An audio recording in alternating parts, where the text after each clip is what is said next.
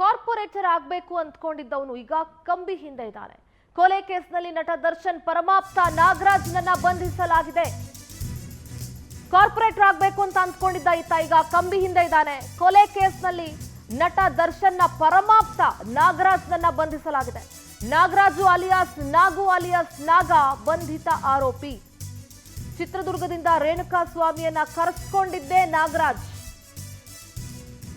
ಇತ್ತೀಚಿನ ವರ್ಷಗಳಲ್ಲಿ ಕಾಂಗ್ರೆಸ್ ಪಕ್ಷದಲ್ಲಿ ನಾಗರಾಜ್ ಸಕ್ರಿಯವಾಗಿದ್ದ. ರಾಜ್ಯ ಕುರುಬರ ಸಂಘಕ್ಕೆ ಮೈಸೂರಿನಿಂದ ಸ್ಪರ್ಧಿಸಿ ನಿರ್ದೇಶಕನಾಗಿ ಕೂಡ ಆಯ್ಕೆಯಾಗಿದ್ದ ಈತ. ಮಹಾನಗರ ಪಾಲಿಕೆ 21ನೇ ವಾರ್ಡ್ನಿಂದ ಸ್ಪರ್ಧಿಸೋದಕ್ಕೆ ನಾಗರಾಜ್ ಅಲಿಯಾಸ್ ನಾಗ ತಯಾರಿಯನ್ನ ಕೂಡ ನಡೆಸಿದ್ದ.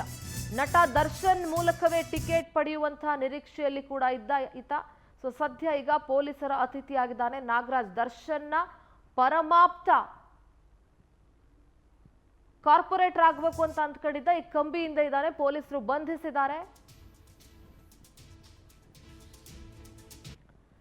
ಮೈಸೂರು ಪ್ರತಿನಿಧಿ ಸುರೇಶ್ ನೇರ ಸಂಪರ್ಕದಲ್ಲಿ ಜಾಯ್ನ್ ಆಗ್ತಾ ಇದ್ದಾರೆ. ಸುರೇಶ್, ನಾಗರಾಜ್ನ ವಿಡಿಯೋಗಳು ಇತ್ತೀಚೆಗೆ ಇವತ್ತು ಬೆಳಿಗ್ಗೆ ಕೂಡ ಸೋಷಿಯಲ್ ಮೀಡಿಯಾದಲ್ಲಿ ಸಾಕಷ್ಟು ವೈರಲ್ ಆಗಿತ್ತು. ಬೇರೆ ಬೇರೆ ಸಂದರ್ಭದಲ್ಲಿ ಈತ ಕೊಟ್ಟಿರುವಂತಹ ಸ್ಟೇಟ್ಮೆಂಟ್ಸ್ ಎಲ್ಲವೂ ಕೂಡ. ಸೊ ಈತನ ಬಂಧನ ಹೇಗಾಯ್ತು? ಇಲ್ಲಿವರೆಗೂ ಕೂಡ ಈತ ಎಲ್ಲಿದ್ದ? ಏನ್ ಕಥೆ?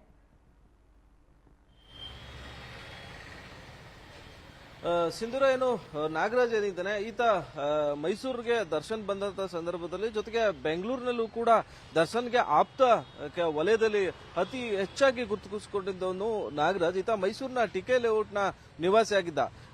ಏನು ಮುಂಬರುವಂತಹ ಮೈಸೂರು ಮಹಾನಗರ ಪಾಲಿಕೆಯ ಚುನಾವಣೆಯಲ್ಲಿ ಕೂಡ ಸ್ಪರ್ಧೆ ಮಾಡಿ ಗೆಲ್ಲಬೇಕು ಅಂತೇಳಿ ನಿರೀಕ್ಷೆಯನ್ನ ಕೂಡ ಹೊತ್ಕೊಂಡಿದ್ದ.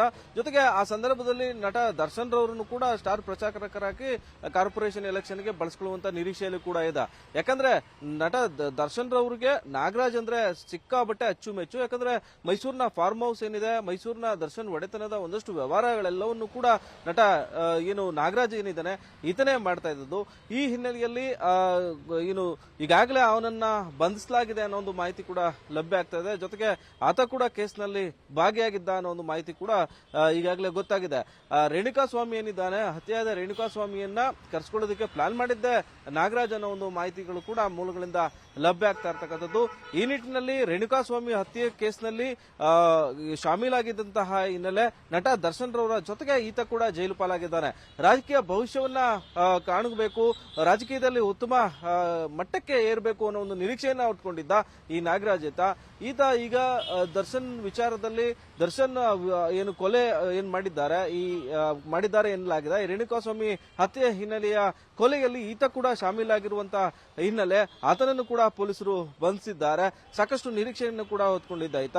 ಜೊತೆಗೆ ವನ್ಯಜೀವಿ ಕಾಯ್ದೆ ಅಡಿ ಏನು ಕೇಸು ಮೈಸೂರಿನ ಪೊಲೀಸರು, ಮೈಸೂರಿನ ಅರಣ್ಯ ಇಲಾಖೆ ಏನು ದರ್ಶನ್ ಮೇಲೆ ಕೇಸ್ ಮಾಡಿದ್ರು, ಆ ಒಂದು ಕೇಸ್ನಲ್ಲೂ ಕೂಡ ಈತ ಮೂರನೇ ಆರೋಪಿ ಕೂಡ ನಾಗರಾಜ್ ಈತ.